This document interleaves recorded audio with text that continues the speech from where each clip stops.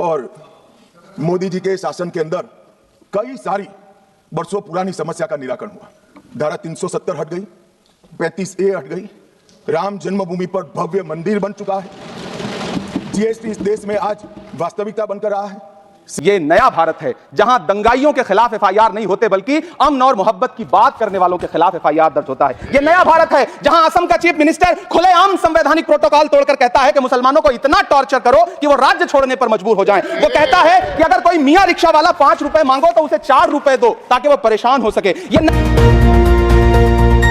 और मोदी जी के शासन के अंदर कई सारी वर्षों पुरानी समस्या का निराकरण हुआ। धारा 370 हट गई, 35A हट गई, राम जन्मभूमि पर भव्य मंदिर बन चुका है, जीएसटी इस देश में आज वास्तविकता बनकर रहा है, सीएए का कानून आ गया है, विधायी मंडलों में मातृशक्ति को 33% आरक्षण दिया गया है। कई सारे बड़े काम जो आजादी के वक्त से इस देश की जनता चाहती थी कि कभी ना कभी हो, वो सारे काम नरेंद्र मोदी जी के 12 साल में हुए। और अब ये नक्सलवाद से मुक्त भारत की रचना भी नरेंद्र मोदी जी के शासन के अंदर ही हो रही है।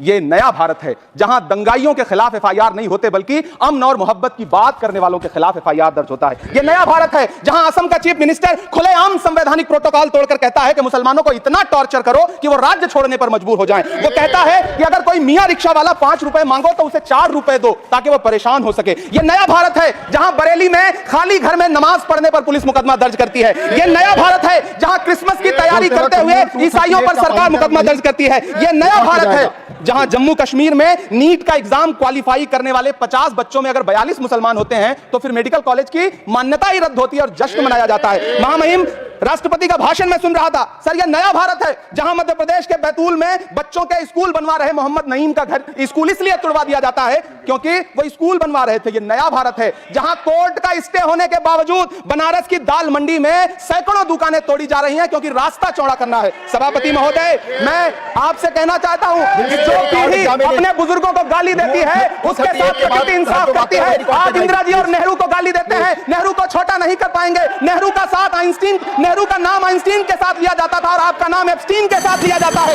आपको